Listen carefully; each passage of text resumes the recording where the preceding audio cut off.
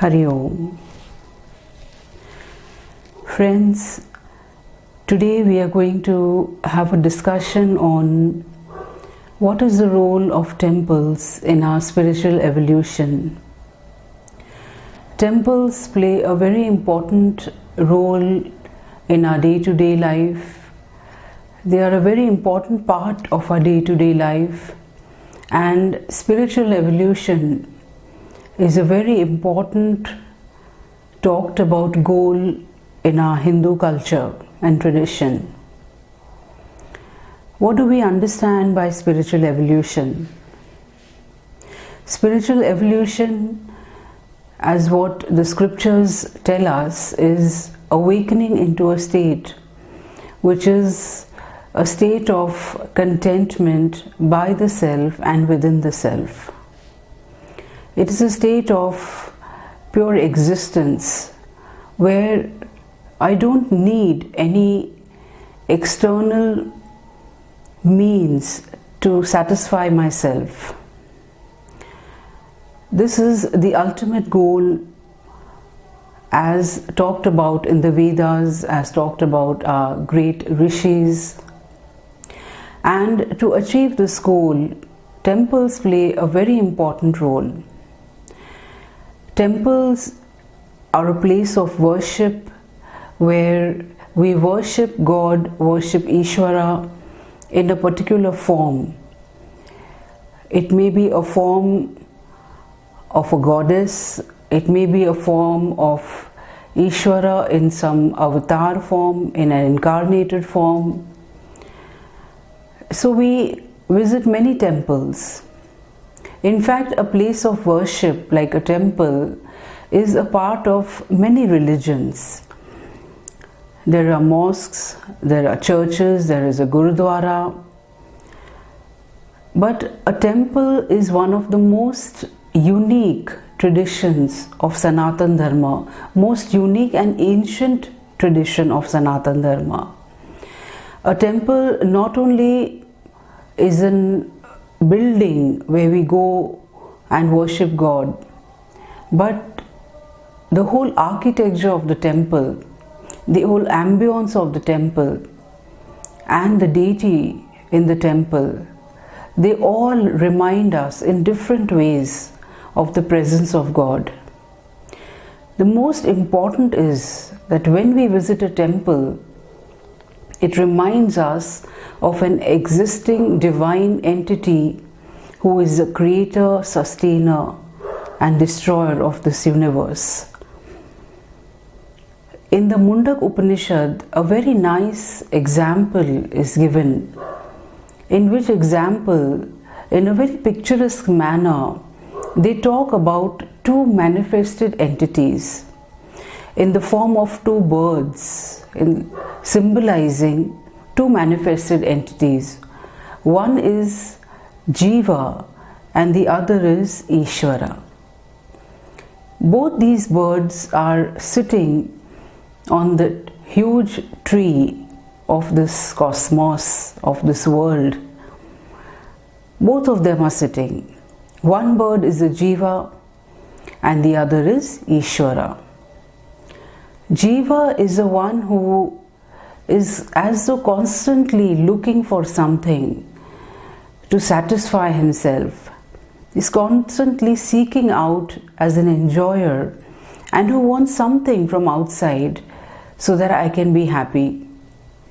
It is in the form of money, it can be in the form of relationships, in the form of fame, status, prestige, luxury, or so many other types of achievements which we all look for in life.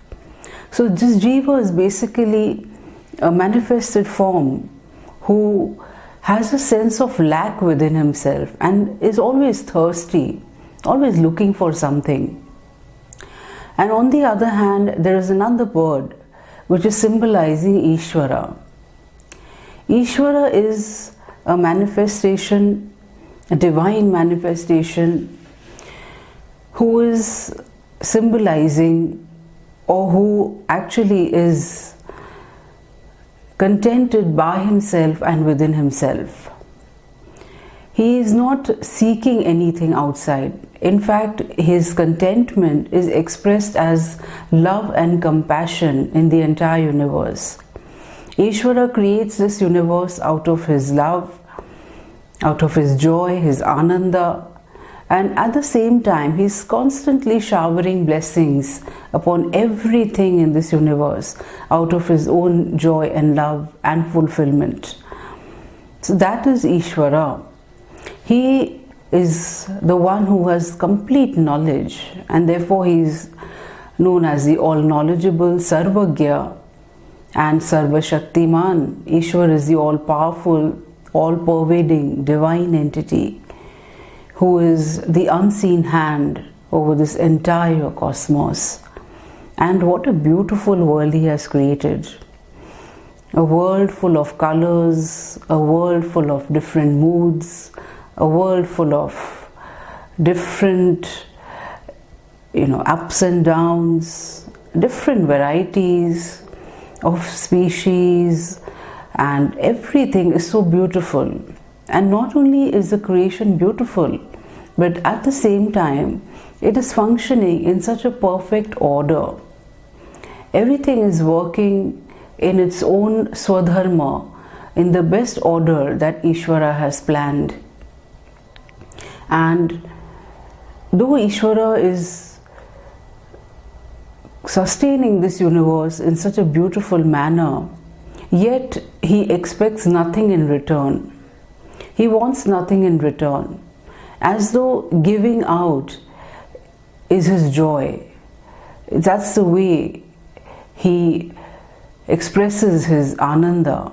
Just as a mother looks after her child in a very, very loving manner without expecting anything in return, does all the tapas for her child, in the same manner Ishvara is also a cosmic father who has brought about this universe and is looking after this beautiful universe in such a loving manner. We are all the time being blessed by Ishvara, whether we can see it or not, whether we can accept it or not, whether we believe it or not. But the fact is that I exist, everything else also exists, only because of the power and blessings of Ishvara. So this is the other bird who is satisfied within himself, and yet everything is expressed out of his joy and love. So here we have one entity who is seeking all the time, and another manifestation, Upahit Chaitanya, who is not seeking but giving out of his fulfillment. This state of fulfillment, this state of contentment is what our goal is in life. This is what the Vedas speak of as our ultimate goal, and this is our spiritual evolution. A spiritual evolution because we evolve. We evolve from a state of a very limited being. We evolve from a state where I'm only thinking about myself, I'm constantly seeking, I'm worried about myself, as though I'm just looking out for things and I want to grab everything here and there, thinking that this will satisfy me and this will give me joy and this will give me peace. Evolving from this state of a limited entity to a state of complete fulfillment without looking outside. This is what spiritual evolution is about. But this spiritual evolution, evolving in that state, is a journey. It is not something that we can awaken into straight away, jumping from where we stand today. Today, if we are a limited being, a jiva who is lacking within himself, to evolve into that state of fulfillment, I need to go through a journey.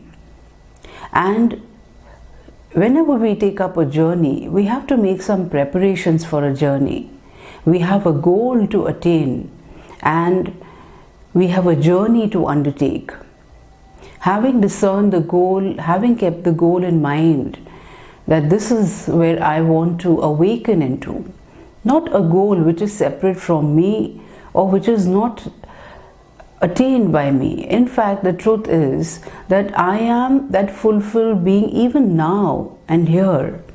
The only thing is I'm not able to see it. But I need to see it and I need to awaken into that. For that, I need to go through a journey of preparing my mind, a journey of preparing my body, a journey of preparing my intellect.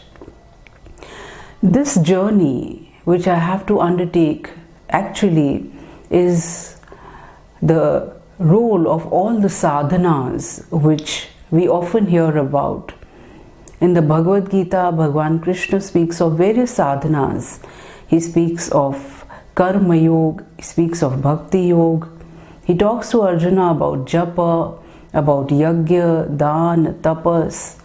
All these various sadhanas, Dhyan and knowledge, all these are various sadhanas which are spoken of by Bhagavan Krishna in the Bhagavad Gita. But an Acharya would explain to us the implication of this entire spectrum of sadhanas. These are not sadhanas which I take up out of my choice, just as I would go to a supermarket and pick up, a soap of my choice, a shampoo of my choice. So various sadhanas are spoken of, but we don't pick up a sadhana out of personal preferences. But all the sadhanas have a very, very specific role in integrating our personality, in bringing about and as though sculpting a personality, sculpting our body and mind to take up that inward journey of realizing the truth of the self. All the sadhanas play a very, very important role in preparing our mind. And so also, one of them is the temples that we are talking about today. The role of the temples. As we saw that the temple, the most important feature of a temple is that the temple shows us the presence of God. When we enter the temple and when we see the Vigraha, the deity in the temple, we immediately connect to someone who is there, who is the creator of this universe, who is looking after all of us, and into whom we will all go back one day, into the unmanifest. So there is an Ishvara. We feel the presence of that Ishvara. And when we look up to Ishvara, we can see a divine manifested entity who is all powerful, all knowledgeable, and who has the compassion and power to give us all that we want, everything that we need. We have faith that Ishvara is the one who can give us anything and everything that we desire. And seeing ourselves today, that we stand at a level where there are a lot of self-concerns. I'm most of the time concerned about my self-interests. My life is focused upon my desires, my wishes, and my satisfaction.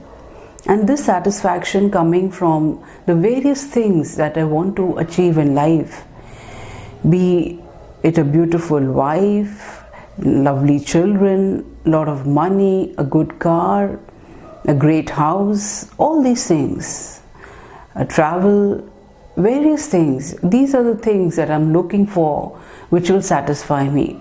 And therefore my life is self-centric life. And standing at that level, I stand in a position today to ask Ishvara to fulfill my desires. It becomes but natural for me to ask the Almighty, the All-Powerful, to fulfill my desires. Because I believe that He is the one who can give me what I want. And therefore, I can ask Him because I'm a part of Ishvara. I'm born of Him. If I don't ask my parents for what I want, then whom will I ask? So here is the compassionate altar where I can fulfill all my desires. But The scriptures tell us, saints tell us, they reveal to us that whenever we pray to Ishvara to fulfill some desire of mine, then we must also offer our services in the same loving and intense manner as we wish Him to fulfill our desire. We cannot ask of God without serving God in the same manner. It would be even more selfish than where we stand today. So I pray to God, I put forward my desire and I discern a goal for myself.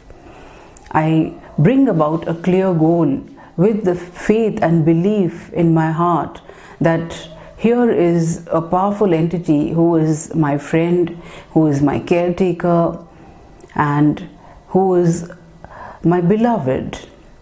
There is someone whose hand I can hold on to in need and at all times. So there is an unseen hand.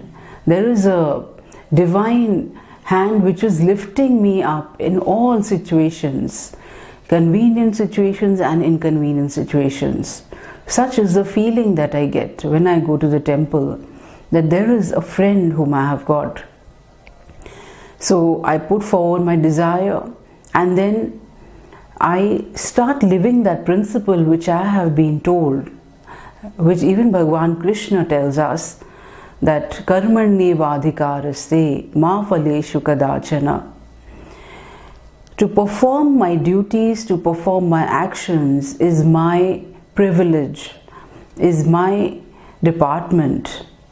And to give me the fruit of action is the department of God, is the department of Ishvara.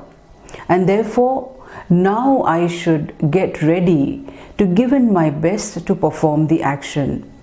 So first of all, before I take up an action, I bring about a very clear and firm resolve that this is what I want to achieve. This is my goal. I clearly discern my goal. And having discerned the goal, I as though put my goal at the feet of the Lord, and then I get ready for the action that I have to perform. And even when I perform the action, it is not just a mechanical action that I somehow have to finish and am more anxious about the fruit of the action. But it is a very conscious, deliberate effort, an effort where I'm fully available into, an effort where I'm enjoying the action, where I'm doing it to the best of my ability. I'm doing it in a loving manner. I'm doing it in a very creative manner. So I perform the action in the best possible manner I can. And having once done my Purushartha, having once done the action to the best of my ability, then I leave the fruit of it to God. And then when I get the fruit of the action, when I get the phala of my karma, then it comes to me, I take it as a prasad. And friends, as we have seen that in all our temples, when we go there, after we have worshipped God, we have offered our prayers, we have done puja, abhishek, at the end of it we get prasad. Here we need to understand that this tradition of getting prasad in the temple is a very, very important symbol. It is a symbol of having performed a yajna. After the yajna, we get a prasad from the devatas. So the action that I have performed has been performed with the spirit of yajna, that all my action, all my effort has been offered like a flower at the feet of God. Whatever I have done is an offering like a flower of worship at the feet of my beloved God. And then at the end of this yajna, I get a prasad. Whatever the fruit of action, my attitude towards that fruit of action is that this is prasad from me, because this has come as a will of God. When I take it as a will of God, it is prasad for me. And prasad, however it is always pleasing to the mind. It is always calming to the mind.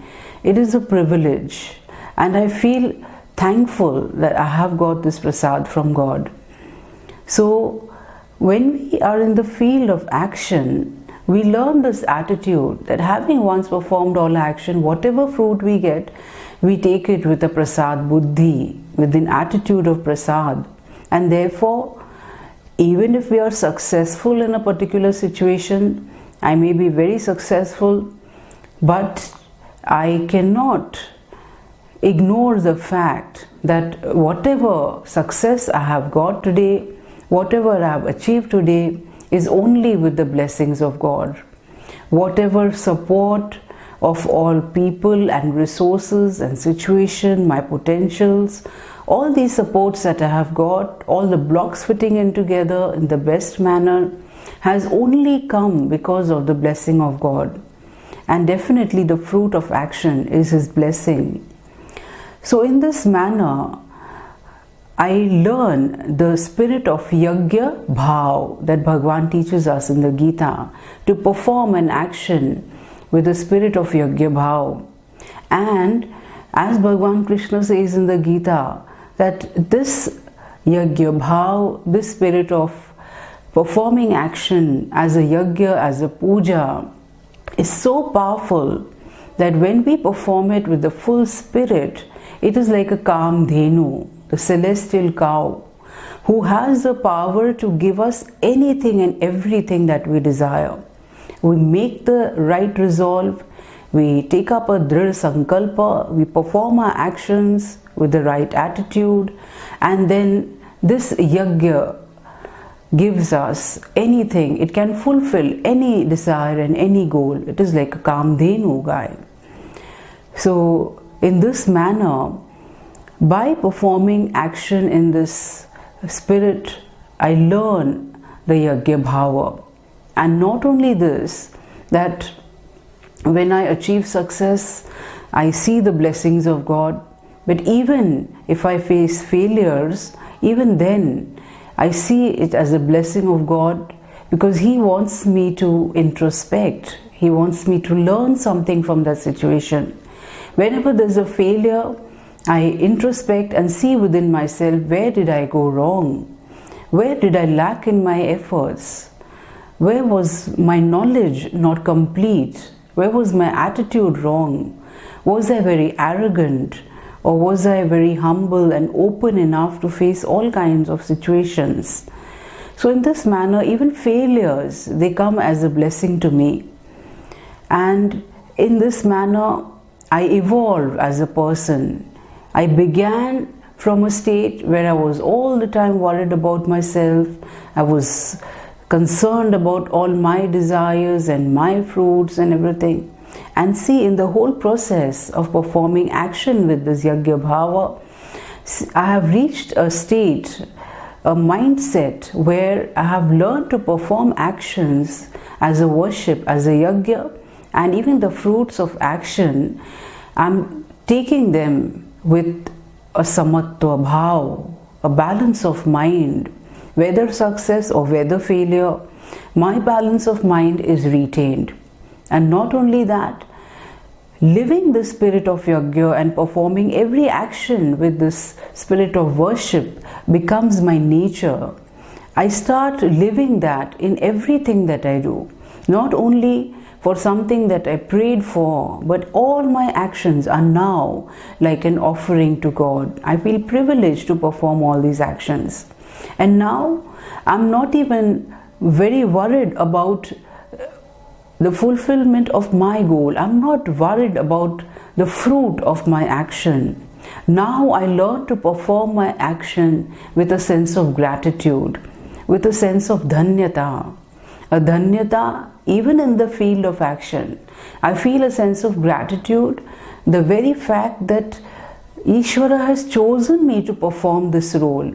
If I have got a task to perform, if I have a situation, if I have to perform an action, I see it as the command of my beloved God, and I feel good about it. I feel privileged, I feel blessed, dhanya, that He has given me the privilege to perform this action.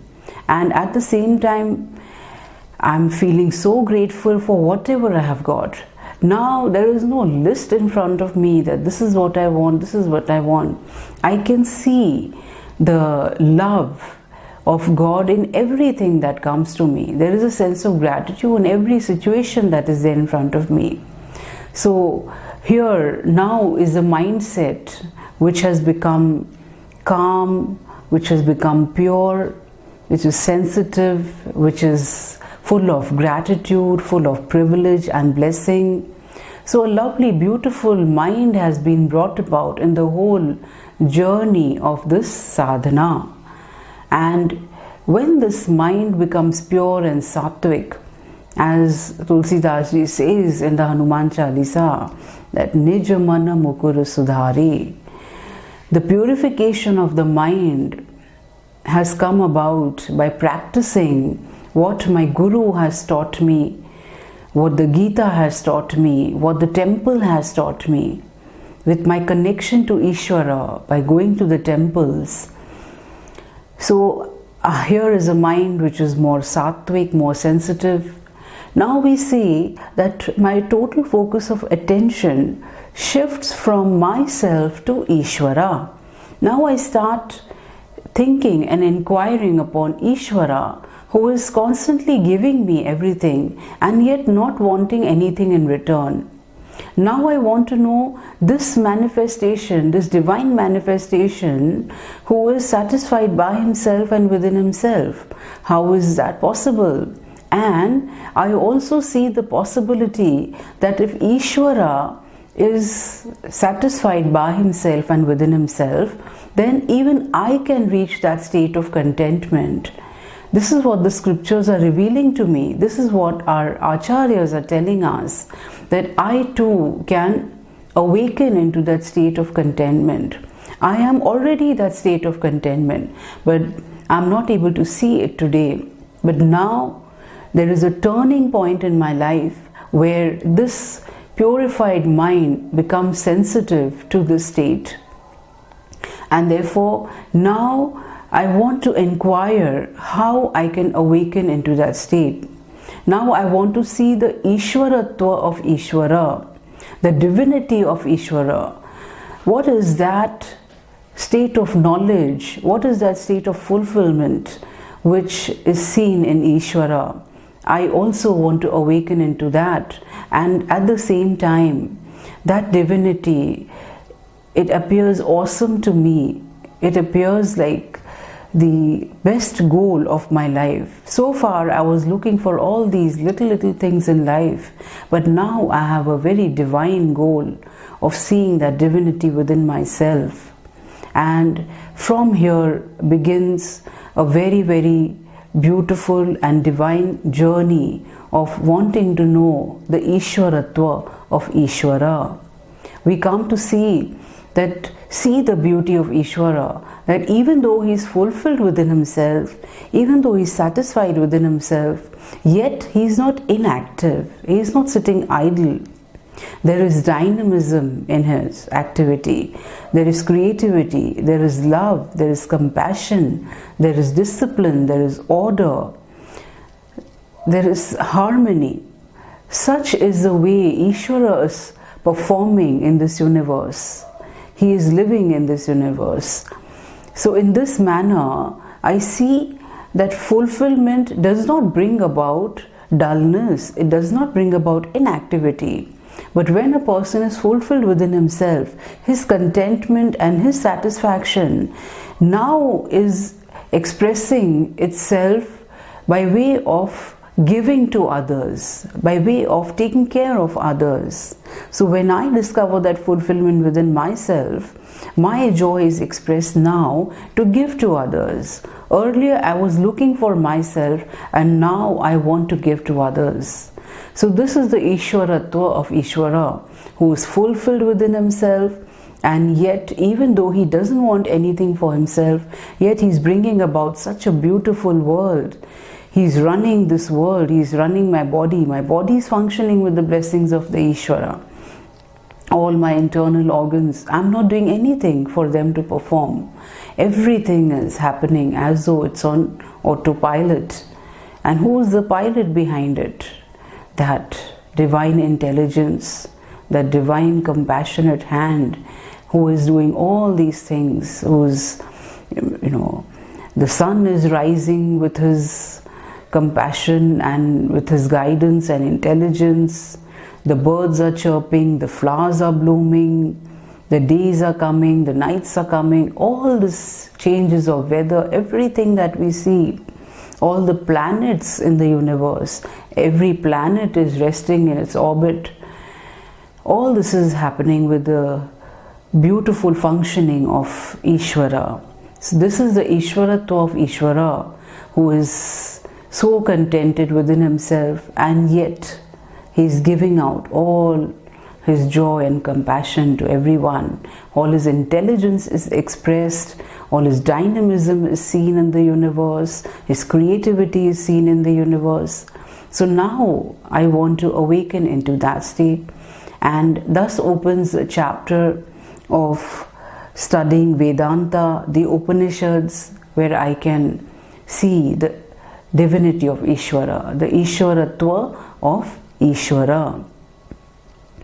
And here we also need to understand, students of Vedanta may be aware of this, that this understanding of Ishvara, connecting to Ishvara, from the time we started visiting the temples, worshipping, performing our actions as a yajna, and having a prasad buddhi, dhanyata, expressing all our actions as a form of worship, all this thing was seeing the vachyartha of Ishvara, was seeing the word meaning of Ishvara, connecting with Ishvara, seeing the vachyartha of Ishvara. And this is the first stage of our spiritual evolution. Then alone we can see the lakshartha of Ishvara. First we need to understand Ishvara in his divine manifested form, and then alone we can see the transcendental form of Jiva and Ishvara. So in this manner we saw what is a beautiful and important role of temples in our life, where our journey begins by seeing the presence of God, by connecting with Ishvara, by putting forward our sankalpa, our desires, and then performing all our actions as an offering to him, and bringing about a very pure, sattvic and subtle mind, and thus preparing our mind to see the Ishvaratva of Ishvara. So this was the beautiful role of temples, and how we are blessed by the various traditions which our great rishis have given to us. Hari Om.